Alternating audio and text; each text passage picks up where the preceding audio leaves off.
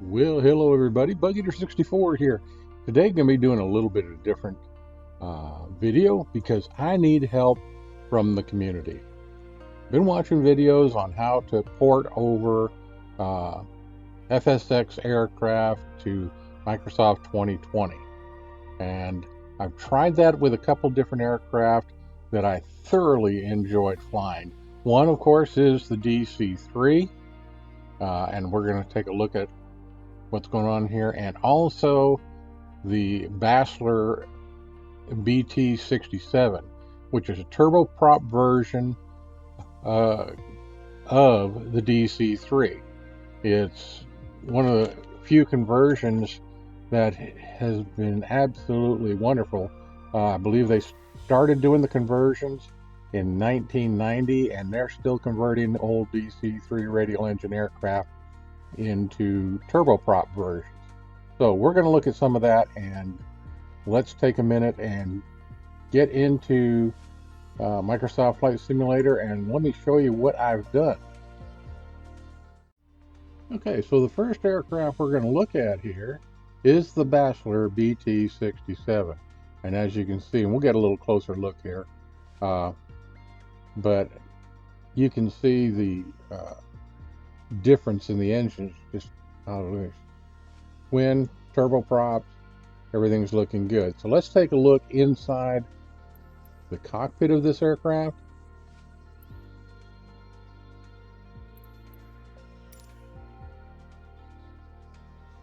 Now, as you can see, all the gauges are here, and this is the way it should look. When I flew this in FSX, it was absolutely wonderful. Really enjoyed it. Completely updated version. Had both the Garmin 430 and 530 in it. But you can see these gauges aren't there. So let's go ahead and now take a look at the C47 or DC3. Okay, so here we have the DC3, our twin radial engine aircraft. There she is in the hangar, looking pretty good. Let's take a look inside the cockpit. And you can see all the gauges are here, along with the switches. It's looking very good.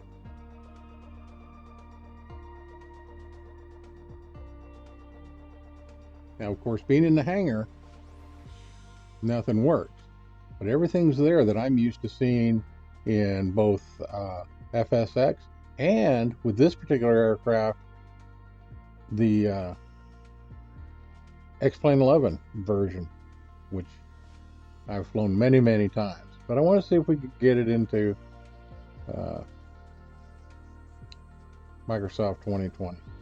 So with that, let's go ahead and see what happens when we put this thing on the runway or in the sim.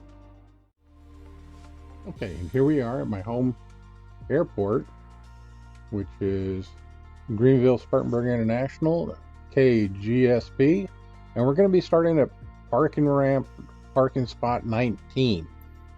So and we're starting with the DC3 / C47. And we'll get this thing loaded up and we'll take a look at what it looks like.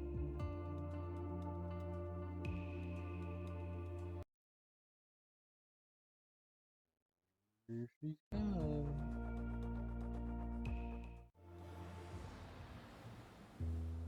Okay. So here we are. Greenville Spartanburg International. There is our DC3. And for a port over aircraft, not looking too bad.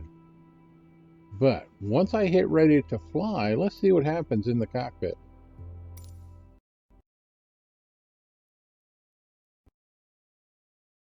Can't get anything to move. All right, and it crashes the sim. So let's go back and take a look at what happens when we get the other aircraft, the Bachelor BT-67. Okay, here we are once again at GSP, and we are looking at the Bachelor BT-67. Again, I've flown this aircraft in FSX and in P3D version 4, and it's great fun to fly. But let's get ready to fly and watch what happens.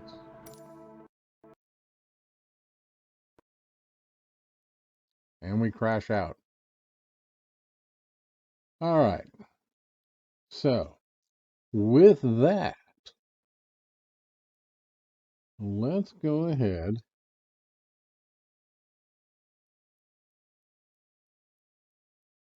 and get back into the sim.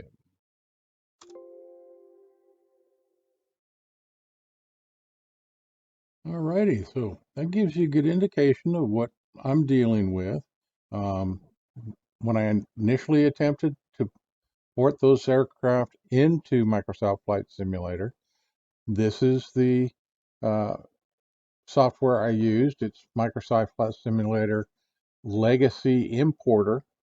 I watched a number of YouTube videos on how to do it, and I took step-by-step instruction and was able to port the aircraft in, and even able to bring the gauges on the DC-3 C-47, so they're fine.